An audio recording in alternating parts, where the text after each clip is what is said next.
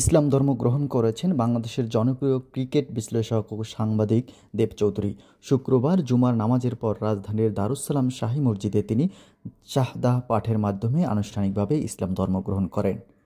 এ সময় সেখানে উপস্থিত ছিলেন জনপ্রিয় ইসলামী আলোচক আব্দুল সাইফুল্লাহ।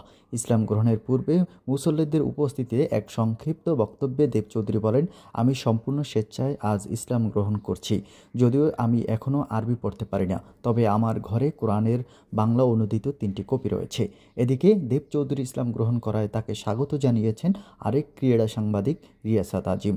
শুক্রবার বিকেলে নিজের ভেরিফাইড ফেসবুক পেজে দেব চৌধুরীর সঙ্গে একটি ছবি পোস্ট করে তিনি লেখেন, সহকর্মী দেব চৌধুরী ইসলাম কবুল করেছেন, কালিমা পাঠ করেছেন, শান্তির ধর্ম ইসলামে তাকে স্বাগত।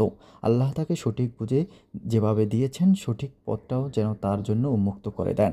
তিনি বলেন, তার মুখ দিয়ে কালিমা বের হয়েছে, অন্তরে বিশ্বাস করেছেন। আল্লাহ এর উসিলায় আমার ভাইকে আপনি আগের সব গুনাহ মাফ করে রাসূলুল্লাহ সাল্লাল্লাহু আলাইহি ওয়াসাল্লামের উম্মত হিসেবে কবুল করেন। তিনি আরও বলেন, আমার ভাই জানিয়েছেন তিনি ইসলাম কবুল করার আগেই তার বাসায় 3টা বাংলা ট্রান্সলেটেড কোরআন আছে।